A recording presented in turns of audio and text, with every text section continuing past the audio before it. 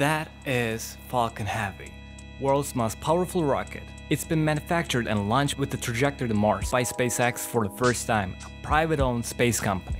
And its payload contained Elon Musk's personal Tesla Roadster, with David Bowie playing on the radio and a copy of Hitchhiker's Guide to the Galaxy in the glove box.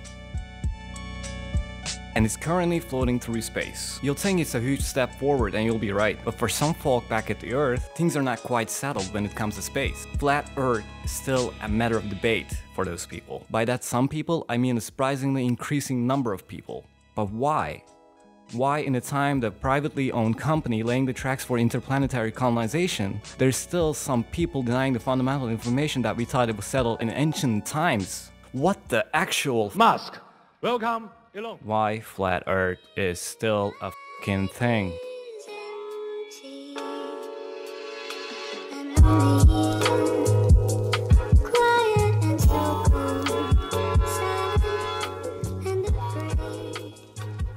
In order to understand the attractiveness and the lure of the Flat Earth, we need to explore one of its main beliefs, the glass dome. Even though how ludicrous it sounds, let's try to get the logic here. Deriving from numerous ancient myths, some of them being literal, some of them symbolic, Flat Earth theorists believe that the Earth is covered under some thick glass dome. Why is this an important detail? It means that you're in constant assurance that you're in some Ridley Scott version of Garden of Eden, or in a better sense, an aquarium created by gods, constantly being watched and revised, and this ultimately serves as a divine purpose, even if it's a shitty one. With this purpose in mind, the reality that we're alone in this endless space would finally be giving meaning. Also, this existential dilemma is a whole nother topic to be explored in a later video. And from that, let's go back to the increasing numbers. Are people getting more ignorant or arrogant day by day? Well, personally, I don't think the number is increasing. Conspiracy always had its audience.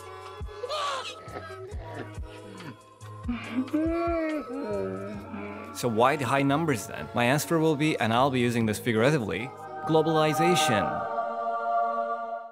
Easy access to the internet, user-friendly software interfaces, social media, the YouTube. I think there's someone hanging right there.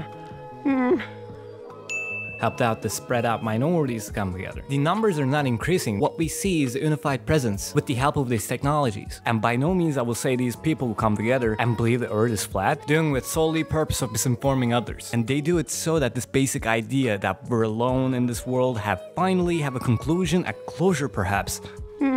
The very fact that there's an obstacle created by a higher force that keeps us here, the self-doubt that our lives are meaningless, will be out of question.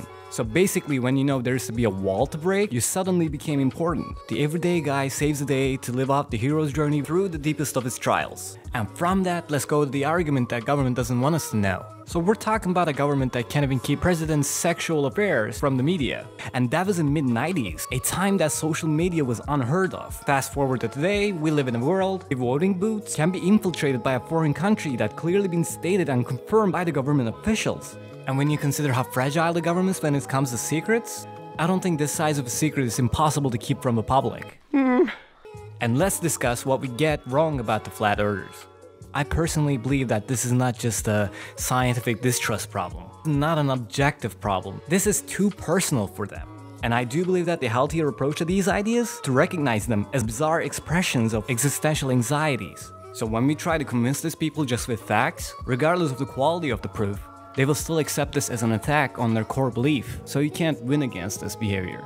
And I would like to wrap this up with a quote from one of my all-time favorite individuals, American mythologist Joseph Campbell. Every religion is true one way or another. It is true when understood metaphorically, but when you get stuck on his own metaphors, interpreting them as facts, then you're in trouble. So next time you came across with a flat earther, try not to call it stupid right away, even it is. If you want to see more, these won't make you smarter, make sure to click on that subscribe button, and I'll catch you on the next one.